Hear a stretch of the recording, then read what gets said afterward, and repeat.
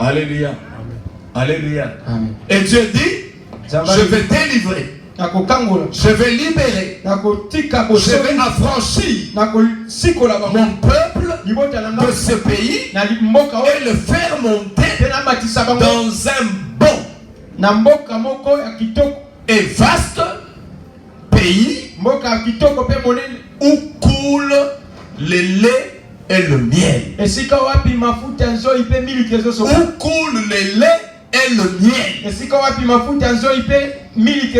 C'est qu'en réalité, quand nous regardons le peuple de Dieu qui était en Égypte, c'est qu'en Égypte, le lait ne coulait pas. Le miel aussi ne coulait pas. Parce que la caractéristique du pays de Dieu, vous devez constater deux choses: le lait et le miel. Alléluia. Alléluia. Parce que Dieu dit, je vais amener mon peuple dans un pays. En ce pays-là, il n'y a que Dieu qui les connaît. Même Israël, même Moïse, qui conduisait ce peuple pour aller bien aimer dans le pays que Dieu les amenait. Moïse aussi ne connaissait rien. Il ne connaissait pas le pays.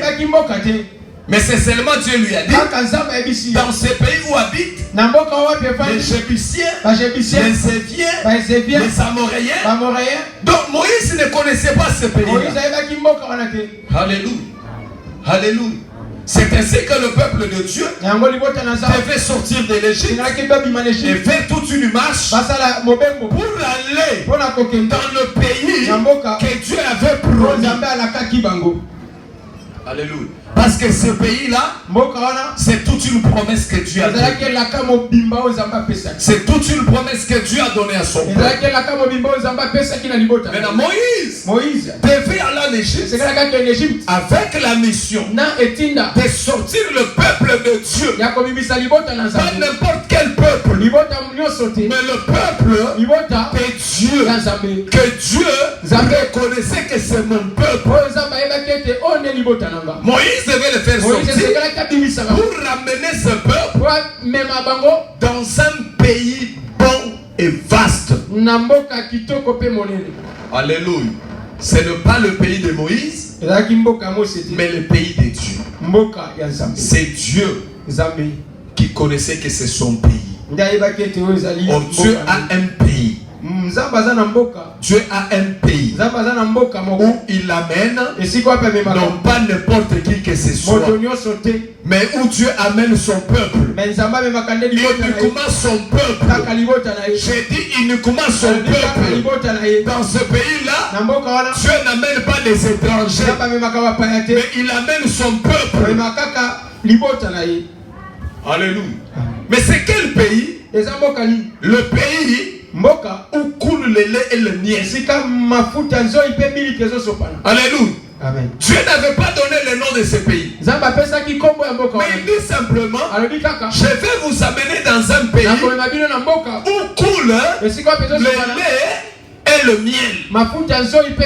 C'est que si vous arrivez quelque part, vous trouvez que le lait coule, vous trouvez que le miel coule, c'est qu'en réalité c'est le pays de Dieu.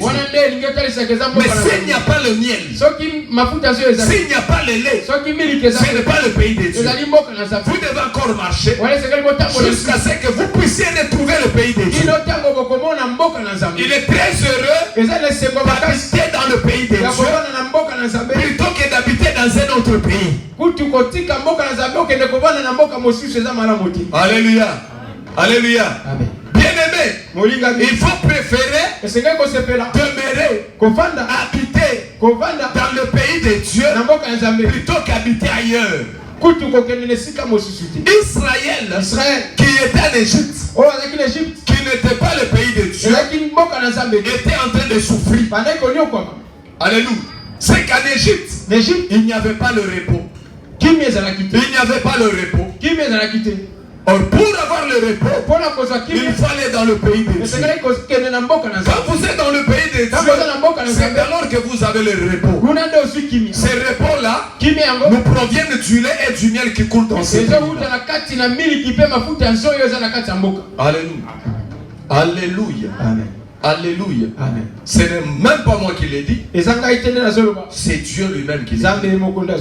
Dans ce pays-là, le lait doit couler et le miel aussi doit couler. Dès que vous voyez le lait couler, dites-vous simplement que nous sommes dans le pays de Dieu. Et quand vous êtes dans le pays de Dieu, vous aurez le repos de vos âmes.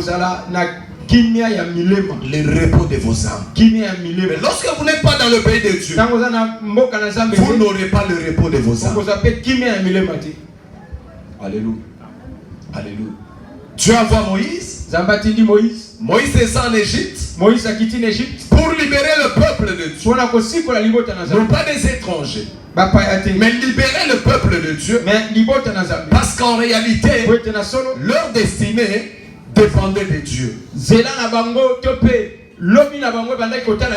ainsi que Moïse est allé. Il est allé faire sortir le pays, plutôt, il est allé faire sortir le peuple de Dieu dans le pays qui ne leur appartenait pas. Alléluia. Amen. Dans le pays qui ne leur appartenait pas. Il fallait que Dieu puisse les amener au travers de Moïse dans le pays que Dieu a prévu pour son peuple. Maintenant Israël est sorti de l'Égypte. Pendant sa marche dans le désert, Israël avait une seule destination. Il n'avait pas deux destinations. Il n'avait qu'une seule destination. Cette destination c'était où? Aller dans le pays de Dieu. Aujourd'hui, bien aimé, même ceux-là qui vont en France, aux États-Unis, ils ne vont pas dans le pays de Dieu. Même ceux-là qui viennent au Congo, qui vont en Afrique du Sud, ils ne vont pas, bien aimé, dans le pays de Dieu. Parce que nous avons des gens qui ont quitté, bien aimé, ce pays. Ils sont allés, mais jusqu'au jour d'aujourd'hui, ils n'ont pas le repos de leur âme. Mais il y a les autres qui sont au Congo, qui ont le repos de leur âme. C'est pour vous dire que et le Congo et les États-Unis et la France ne sont pas les pays de Dieu. Parce que dans le pays de Dieu, quand vous y arrivez, vous devez bien aimer trouver le repos de vos âmes. Alléluia. Vous devez trouver le repos de vos âmes. C'est ça le pays de Dieu. Pourquoi? Parce que dès que vous y arrivez, il y a une nourriture qui vous assure le repos. Quelle est cette nourriture? C'est le lait et le miel qui vous assure le repos de vos âmes. Alléluia. Alléluia. Quand il n'y a pas le lait, quand il n'y a pas le miel, le peuple bien-aimé n'aura pas le repos de son âme. L'âme sera toujours bien-aimé dans le tourment. La personne sera toujours dans le tourment. Pourquoi? Parce que la nourriture que Dieu a prévue, que Dieu a plantée dans son pays, manque dans ce pays-là. Israël s'est tourmenté. Israël poussait des cris de joie, plutôt des cris de détresse, parce que Israël n'était pas dans le pays de Dieu. Alléluia. Amen. Alléluia. Amen. Quel est ce pays? C'est le Congo. C'est la Zambie. C'est le Cameroun. Ou c'est quel pays? Non, bien aimé. Parce qu'aujourd'hui, chaque nation se réclame être la nation de Dieu. Alléluia. Nous au Congo, nous disons, nous sommes le pays de Dieu. Quand vous allez en Zambie, les Zambiens se disent, nous sommes aussi le pays de Dieu. Alléluia. Oui, c'est Dieu qui a créé la terre. Oui. Mais Dieu a un pays dans lequel il amène son peuple. C'est un pays où il n'y a pas plusieurs peuples, mais il n'y a que le peuple de Dieu. Alléluia. Alléluia. Il n'y a que le peuple de Dieu. Moïse est allé, bien aimé. Il a pris le peuple de Dieu et il a amené ce peuple dans le pays que Dieu avait destiné. Ils allaient pour demeurer dans ce pays. Mais écoutez, lorsque Israël est arrivé en Canaan, alléluia. Israël croyait qu'en arrivant en Canaan, Israël aura le repos de son âme. Mais quand vous lisez le livre des Hébreux, Hébreux dans le chapitre 4, la Bible nous dit ceci, que Dieu parle encore d'un autre jour, il doit accorder le repos. Mais en réalité, Israël qui était déjà en Canaan pouvait se dire directement que nous sommes arrivés dans le pays de Dieu. Alléluia. Amen.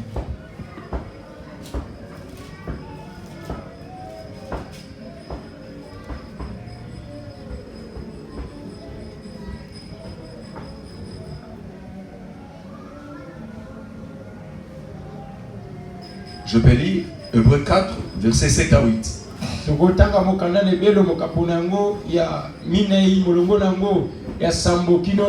J'aimerais que bien aimé, tu prennes ta Bible et que nous lisons tous ensemble.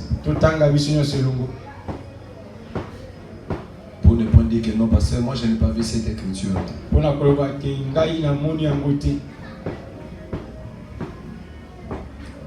Vous y êtes? Hébreux chapitre 4 versets 7 à 8.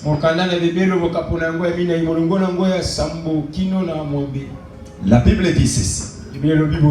Dieu fixe de nouveau un jour. Aujourd'hui. En disant dans David bien longtemps après.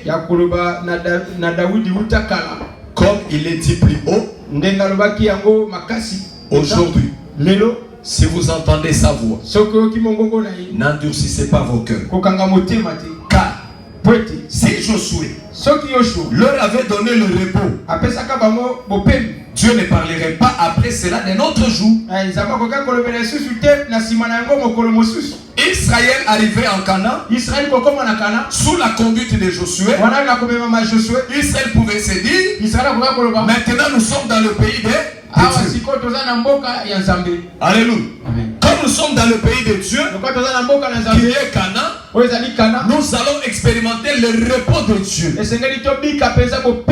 Mais Israël qui arrive en Canaan, qui était le peuple de Dieu, n'avait pas expérimenté le repos. C'est pour dire en réalité que oui, réellement, quand Dieu parlait de son pays, il ne s'agissait pas d'abord de Canaan. Parce que quand ils sont arrivés, ils n'ont pas expérimenté le repos. C'est ainsi que Dieu fixait encore un autre jour. Pour dire qu'en réalité, aujourd'hui, si vous entendez sa voix, n'endurcissez pas vos cœurs. Pourquoi? Parce que si vous endurcissez vos cœurs, vous n'entrerez pas dans le repos de Dieu. Vous n'entrerez pas dans le pays de Dieu pour expérimenter le repos. Alléluia. Alléluia. Si vous endurcissez vos cœurs, vous n'entrerez pas dans le pays de Dieu. Parce que celui qui entre dans le pays de Dieu, il expérimente le repos de son âme. Alléluia. Il expérimente le repos de son âme. C'est ainsi que Dieu, qui savait bien les choses, il a dit dans mon pays, pour que vous puissiez expérimenter le repos, je n'ai placé que la nourriture. C'est cette nourriture qui est capable de vous accorder le repos de l'âme. Or cette nourriture, c'est le lait et le miel qui coulent dans le pays de Dieu. Qui coulent dans le pays de Dieu. Qui coulent dans le pays de Dieu. C'est ce lait-là et le miel que nous en prenons nous avons le repos de nos âmes. Alléluia. Alléluia. Humainement parlant, lorsqu'Israël est entré en Canaan, Israël n'a pas vu le lait couler. Israël n'a pas vu le miel couler. Quand Dieu parle, il donne toujours des instructions. Derrière chaque parole de Dieu, il y a une instruction que nous devons tirer. Or, c'est la réalité que dans le pays de Dieu, il y a le lait qui doit couler. Quand vous lisez Esaïe, chapitre 55,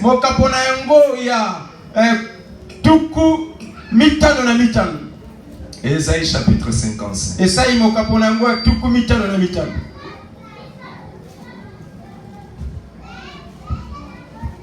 Alléluia. Amen. Je voudrais dire quelque chose.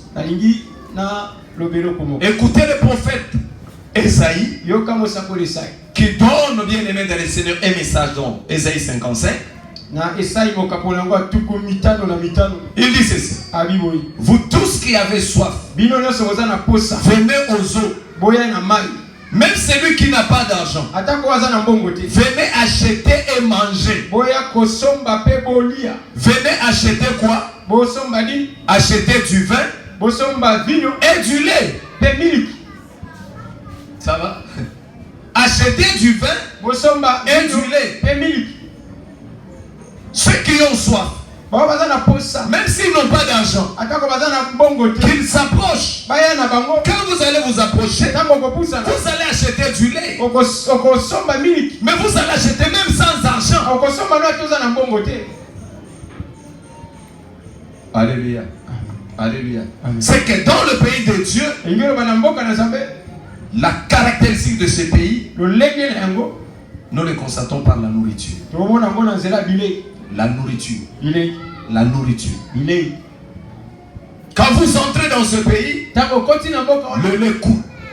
Le miel coule. Vous ne le cherchez pas. Ça coule. À flot. À gogo. Alléluia. À gogo. Alors, bien aimé dans le Seigneur, nous voulons réellement comprendre et saisir Dieu dans sa parole. Lisons 2 Corinthiens chapitre 6 verset 16.